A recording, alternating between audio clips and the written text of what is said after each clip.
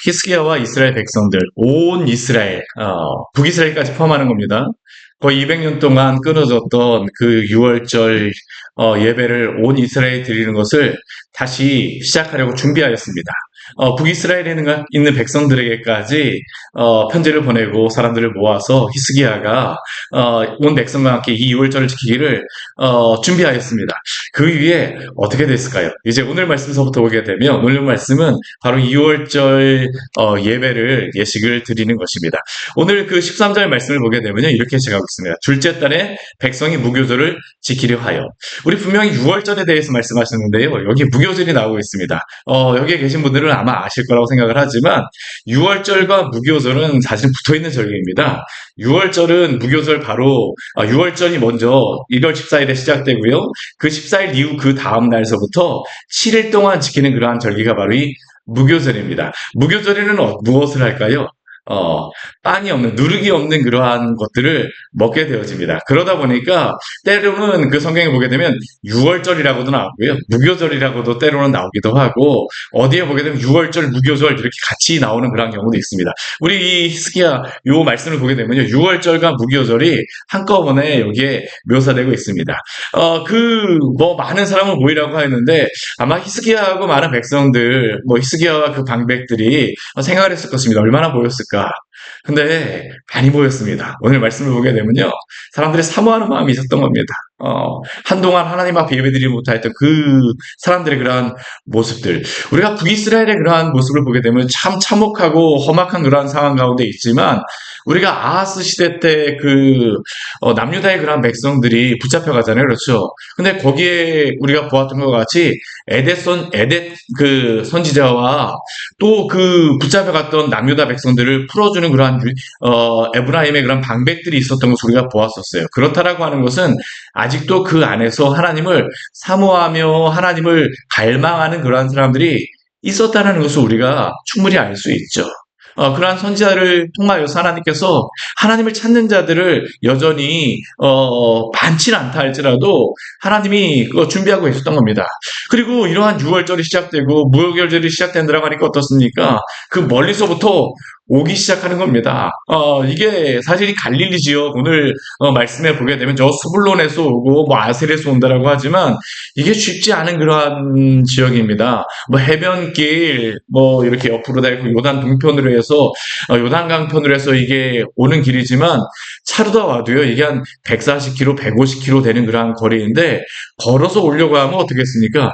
굉장히 먼 거리거든요. 온 가족이 진짜 여기를 온다라고 하게 되면 보통 마음을 품고 오는 것이 아닙니다. 저도 어제 그 노예가 있어서 저희 서울 북쪽에 갔다 왔는데 이게 전철을 타고 1시간 반밖에 걸리지 않는 거리인데도요. 제가 그렇게 전철을 타고서는 별로 그렇게 가지 않다 보니까 그것도 마음 먹고 가야 되겠더라고요.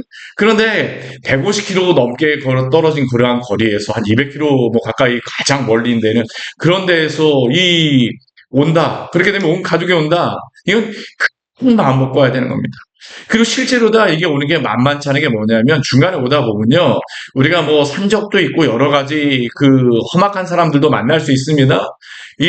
지금 시작되어지는 게 한 200년 정도 북이스라엘에서 오지 않았었거든요. 근데 그 멈추어졌던 그 예배 가운데 오게 되면 우리 예수님 시대 때도 보게 되면 예수님도 갈릴리 그 나사렛에 있었던 사람들이 한꺼번에 동네 사람들이 모여서 오잖아요. 그렇죠? 그렇게 오는 이유 중에 한 가지가 뭐냐면 안전을 담보하는 그러한 이유도 있습니다. 근데 지역마다 마을마다 그 마을이 한꺼번에 온다라고 하면 모르지만 한 가족 사모하는 사람들 몇 사람들만 이렇게 온다라고 하게 되면 이게 안전 담보하기가 쉽지 않거든요. 근데 이렇게 그 결심을 하고 오는 사람들, 정말 하나님을 향한 그 열심들이 있는 사람들이죠. 열망하는 사람들. 근데 하나님께서 주시는 은혜가 뭘까요? 매우 큰 무리가 모였다라고 말씀하고 있죠. 하나님이 주시는 그 은혜가 있었던 것입니다. 예전에 우리도 코로나 한참 예배를 못 드리다가 모이게 되니까 많은 분들이 그런 이야기 제가 들리는 그 예배를 못 드렸던 그런 교회 또 성도님들 이야기를 들어보니까 모여서 예배하는 게 너무나도 즐거웠다라고 하는 그러한 이야기를 듣곤 하였습니다. 오늘 이 예루살렘에 모였던 사람들이 그런 겁니다. 근데 그들이 처음에 모였을 때 무엇을 하였을까요? 오늘 14절 말씀해 보게 되면 이렇게 말씀합니다. 우리 14절 말씀 같이 한번 읽을까요? 무리가 일어나 예루살렘에 있는 제단과 향단들을 모두 제거하여 기드론 시내에 던지고, 무리가 다 일어나서 무엇을 했더라고요? 예루살렘에 있는 제단과 향단들을 모두 제거하여서 기드론 시내에 던졌다. 아니, 제단과 향단들을 왜 던집니까? 왜 이것을 던질까요? 우상숭배에 쓰였던 제단과 향단들이기 때문입니다. 아하스 시대 때 이 있었던 그러한 향단과 제단들, 뭐 지붕 위에 뭐 각 집마다 예루살렘 곳곳마다 숨겨져 있던 그러한 곳들, 뭐 성전 주변에도 있었을 것이요. 그러한 것들을 다 제거하는 겁니다. 왜 이러한 것을 행할까요? 앞에 우리 무교절이라고 이야기를 했잖아요. 유월절이라고 이야기를 하지 않고 무교절이라고 하는 이유가 있습니다. 무교절 6월절 무교절이 되면 가장 먼저 하는 것이 무엇인지 아세요? 집안에서 누룩을 제거하는 겁니다. 이 누룩을 제거한다고 하는 것은 죄를 제거하는 것입니다. 1년 동안 묵혔던 그러한 모든 죄악의 그러한 습관들, 모습들, 그러한 것들을 다 제거해요. 우리가 하나님 앞에 이러한 말씀들을 볼 때마다 우리가 알 수 있는 것이 무엇일까요? 하나님 앞에 나아갈 때에 우리가 회개하며 나아가야 된다는 것입니다. 하나님께서 우리가 믿으라라고 말씀하시지만 항상 그 믿음과 항상 같이 붙어서 나오는 게 있습니다. 그게 무엇인지 아세요? 회개입니다, 회개. 회개와 믿음은 그래서 동전의 양면입니다. 우리의 믿음의 선배들은 그래서 회개와 믿음을 한꺼번에 부르는 단어가 있어요. 이게 회심이라고 하는 단어입니다. 회심. 회개와 믿음으로 주 앞에 나아가는 것. 오늘 있었던 일들이 그러한 것이죠. 예루살렘에 있었던 그 제단과 향단들을 모두 제거합니다. 그 모든 묵었던 데들을 다 제거해요. 이게 오늘날 예루살렘에 가게 되면요. 6월절 예배는 없습니다. 그렇지만 이 모습은 있어요. 이 모습. 그래서 이스라엘 사람들이 무엇을 하냐면요. 길거리에 가다 보면 정말 큰 솥입니다. 큰 솥. 드럼통 같은 것들 정말 그만한 큰 솥에다가 사람들이 거기에 나와갖고 막 무엇인가를 하더라고요. 숯도 막 있고 막 그래갖고 저는 처음에 도대체 무엇을 하는가 그랬었는데 나중에 보니까 각 집집마다 집안에서 쓰던 그런 큰 그릇들 있잖아요. 가져와 거기서 다 삶아서 그 그릇들을 다 깨끗하게 하는 것들을 하는 그러한 일들을 하는 사람들이 있습니다. 왜 그렇습니까? 6월절 무교절을 준비하는 겁니다. 그 묵은 때들을 제거하는 것이죠. 그리고 이렇게 제거하고 나서 그 다음에 무엇을 하냐면 이 사람들이 15절 말씀해 보게 되면 둘째 달 14째 날에 6월절 양을 잡았다라고 이야기를 합니다. 6월절 양을 잡고 나서 무엇을 했습니까? 제사장과 레위 사람이 부끄러워하여 성결하게 하고. 왜 부끄러워했을까요? 그들이 이전까지 그 6월절을 제대로 지키지 못하였던 거. 아하스 시대 때 제대로 6월절을 지키지 못하였던 겁니다. 아, 뭐 뜻이 있는 사람들끼리 좀 모여서 했을지 모르겠지만 이게 할 수 쉽게 하지 못하였던 겁니다. 그러다 보니까 오랜만에 이런 것을 하다 보니까 하나님 앞에 어떠한 마음이 들었을까요? 회개하는 마음이 들죠. 부끄러워하는 마음이 있죠. 그러면서 이 6월절을 준비하며 성결하게 하였습니다. 성결하게 하였어요. 그리고 이 성결하게 하기 위해서 이 번제물을 가져다가 여호와 앞에 드리고 우리 16절 말씀을 같이 한번 읽어보겠습니다. 규례대로 각각 자기들의 처소에 서고 하나님의 사람 모세의 율법에 따라 제사장들이 레위 사람의 손에서 피를 받아 뿌리니라. 우리 16절 말씀에 보게 되면 그 다음에 사람들이 무엇을 하냐면요. 이 예루살렘 시내 우리 거기에 있었던 모든 그러한 누룩들을 다 제거하고 난 다음에 각 개인의 성결을 하는 것입니다. 6월절 양을 잡아서 자신들을 제사장과 레위사들이 먼저 성결하게 하였다라고 하잖아요. 그럼 백성들은 무엇일까요? 규례대로 자기들도 성결하게 하는 일들을 합니다. 그 성결하게 하는 일들을 무엇을 하냐면 모세의 율법에 따라 제사장들과 레위 사람의 손에서 피를 받아 뿌렸다라고 이야기합니다. 이게 무엇이냐면 이 6월절이 되게 되면 그들이 6월절에 양을 잡아서 문지방과 임방에 이렇게 피를 뿌리잖아요. 그렇죠? 그러한 것과 같이 피를 뿌림으로 말미암아 그들을 성결하게 준비하는 것이었어요. 오늘날 이스라엘 가게 되면 이 6월절 양을 이스라엘에서는 잡지 않는데요. 어디에서 이 잡는 일들이 있냐면 이 사마리아 지역에 가보게 되면 사마리아 사람들이 6월절에 그 예식을 간직하고 있는 그러한 사람도 있습니다. 그래서 이 사마리아 사람들의 그 예식에 가보게 되면 그들이 무엇을 하냐면요. 실제로 다 유월절 양을 잡아갖고 이 땅을 깊이 파고 거기다 유월절 양을 이렇게 잡는 일들을 하는데요. 잡고 나서 그들이 무엇을 하냐면 이 피를 가져다가 이마에다 바르고 귓볼에다 바르고 이러한 것들을 행합니다. 그게 무엇일까요? 성결하게 하는 것입니다. 성결하게 하는 것.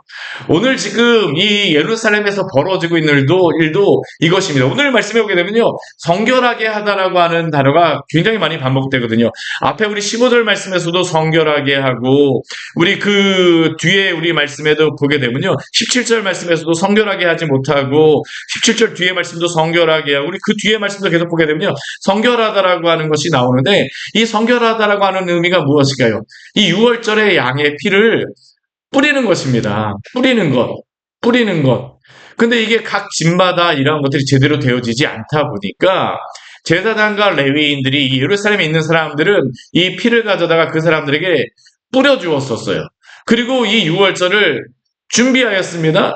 근데 개중에 보게 되면 우리 17절 말씀을 보면 어떤 사람들이 썼냐면 회중 가운데 많은 사람이 자신들을 성결하게 하지 못하였다라고 이야기합니다. 왜 성결하게 하지 못하였을까요? 이러한 것들을 잊어버린 사람들도 많이 있었던 겁니다. 우리 코로나 지냈는데, 제가 뭐 신학교라던가 그런 데 이야기를 들어보게 되면요.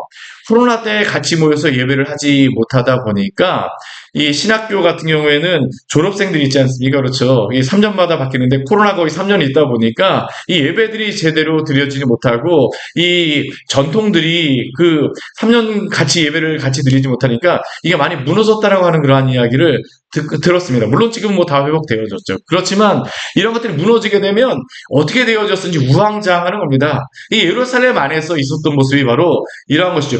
6월절 예식을 어떻게 지내야 되지? 한동안 이 지내지 못하였던 사람들. 그러다 보니까 어떻습니까? 17절 말씀과 같이 회중 가운데 많은 사람들이 자신을 성결하게 하지 못하였던 거죠. 그러다 보니까 레위 사람들이 모든 부정한 사람을 위하여서 무엇을 하냐면 6월절 양을 잡아서 그들로 여호와 앞에 성결하게 하였다라고 합니다. 이 피를 뿌려주는 것을 이 레위인들과 제사장들이 행하였던 것이죠.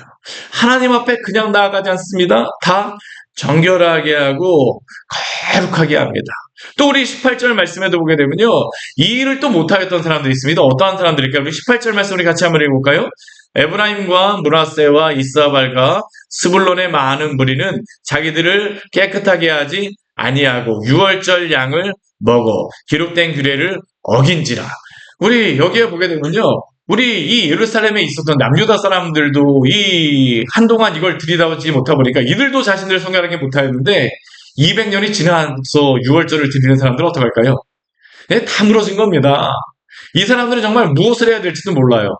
우리 북이스라엘 사람들의 가장 큰 문제가 무엇인지 아십니까? 뭐 제가 설교에서 이전에도 말씀드렸지만 이 북이스라엘의 가장 큰 문제는 무엇이었었냐 하면 이 여로보암이 하나님의 그 제사를 다 예루살렘에 와서 예배를 못 드리겠잖아요. 그리고 단과 베델에다가 금송아지 놓고 그 다음에 하였던 것이 무엇이냐면 그 북이스라엘에 있었던 이 레위 사람들과 제사장들이 이것을 다 반대를 했거든요. 그러다 보니까 그 사람들이 남쪽으로 내려왔습니다.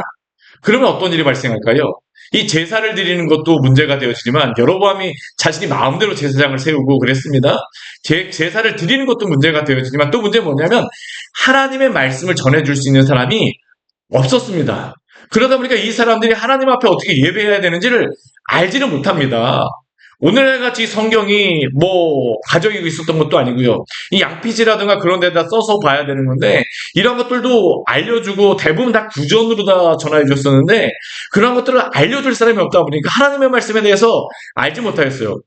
하나님께 대한 예배를 갈망하고 갈증을 느끼고 내려오는 많은 사람들이 있습니다. 에브라임 므낫세 여기는 그나마 좀 가까워요. 이사갈 스불론은 저기 북쪽이거든요.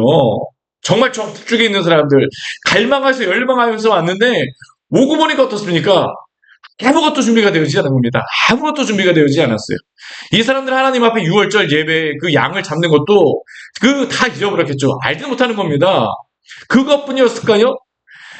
그 사람들이 내려오게 되면, 우리가 구약 시대도 보게 되면, 이 재물을, 우리 신약 말씀도 보게 되면, 멀리서 오게 되면 양을 가지고 예루살렘에 오기가 힘들다 보니까, 남유다에 그 시장들이 있어서, 여기에서 그 재물을 가져다가, 사다가, 재물을 드리거나 했었는데, 지금 북이스라엘이 한 200년 동안 같이 예배를 드리지 않다 보니까, 이러한 시스템도 어떻게 됐을까요? 다 무너져 버린 겁니다. 그러니까 이들이 예배를 드리겠다라고 왔지만 정말 몸으로만 왔죠. 하나님 앞에 어떻게 예배 드릴지도 알지도 못하고 남유다에 있었던 그 예루살렘에 있었던 백성들도 이 사람들을 받아줄 만큼 준비가 되어지지 않았습니다. 근데 이것 함께 예배 드리는 사람들이 그냥 가만히 내버려 두었을까요? 그렇지 않습니다. 오늘 그 18절 말씀에 보게 되면요. 이들이 그 알지도 못하고 유월절 양을 먹고 규례를 어기게 되니까 히스기야가 그들을 위하여 기도하며 대신 회개를 하는 것이죠. 하나님, 우리가 이러한 범죄를 범하였습니다. 선하신 여호와여 사하여 주시옵소서. 이들을 향하여 기도하고 하나님 앞에 회개하며 나아가는 겁니다. 그때 어떤 일이 벌어지게 됩니까? 우리 20절 말씀에 보게 되면 이러한 말씀이 있습니다. 우리 같이 한번 읽어볼까요? 여호와께서 히스기야의 기도를 들으시고 백성을 고치셨더라. 우리에게 계속적으로 역대기에서 나오는 반복되는 것이 무엇일까요? 죄를 범한다 할지라도 그들이 그 죄에서 스스로 겸비하여 하나님 앞에 나오면 하나님께서는 그들의 죄를 사하며 그 땅을 고치리라고 말씀하시잖아요. 그렇죠? 오늘 이 시간도 그렇습니다. 히스기야는 함께 내려온 이 사람들을 그냥 내버려 두지 않아요. 그들을 위해서 기도하는 겁니다. 우리가 이 자리에서 우리 하나님 앞에 예배하지만 또 우리 기도하지만 우리가 또 우리 자신만을 위해서 기도하지 마십시오. 우리 교회를 위하여서 또한 나라를 위하여서 또 여러 넘어져 있는 우리 지체들을 위하여서 우리가 함께 기도하며 중보하기를 원합니다. 함께 가는 겁니다. 함께 가는 것이죠. 우리 그 뒤에 말씀도 그렇습니다. 우리 그 뒤에 말씀을 보게 되면요. 예루살렘에 모인 모든 이스라엘 백성들이 크게 준비합니다. 이 7일 동안 무교절을 지키며 레위자산들은 여호와를 칭송하게 되어지죠. 그리고 그 온 회중들이 이것들을 할 때에 자신들의 그 화목제와 이러한 것들을 다 준비하여서 이런 것들을 나누게 되어집니다. 나누게 되어져요. 우리 그 24절 말씀을 보게 되면요. 23절 말씀을 보게 되면 또 이러한 말씀도 있습니다. 우리 23절 말씀 같이 한번 읽어볼까요? 온 회중이 다시 7일을 지키기로 결의하여 이에 또 7일을 즐겁게 지켰더라. 이 큰 기쁨이 얼마나 큰지 어떻습니까? 7일로만 끝나지 않습니다. 사실 절기대로만 하게 되면요. 7일 지나면 다 끝난 겁니다. 근데 이들은 이것이 끝났다 할지라도 하나님 앞에 그 기쁨들과 그 즐거움들이 있었기 때문에 7일을 쭉 지키기로 하죠. 근데 문제가 있습니다. 앞에 우리 6월절을 준비하면서 히스기야 많은 백성들이 많은 6월절 양들을 준비하였지만 또다시 7일 준비를 하고 하려고 하게 되면 화목제 제물을 드리는데 이 제물은 어디로부터 옵니까? 우리 24절 말씀에 보게 되면요. 이러한 말씀이 있습니다. 우리 24절 말씀 같이 한번 볼까요? 유다왕 히스기야가 수송아지 1000마리와 양 7000마리를 회중에게 주었고 방백들은 수송아지 1000마리와 양 10,000마리를 회중에게 주었으며 자신들을 성결하게 한 제사장들도 많았더라. 우리가 앞에 보았던 것 같이 이들은 자신들만 즐거워하지 않습니다. 함께 즐거워하도록 준비하며 이러한 것들을 행하는 것이죠. 우리 교회에 보다 보면요. 참 이러한 분들이 필요합니다.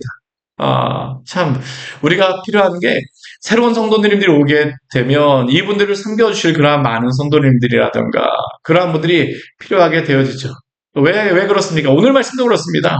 그러한 준비가 되어야지 함께 이러한 것들을 즐길 수 있기 때문입니다.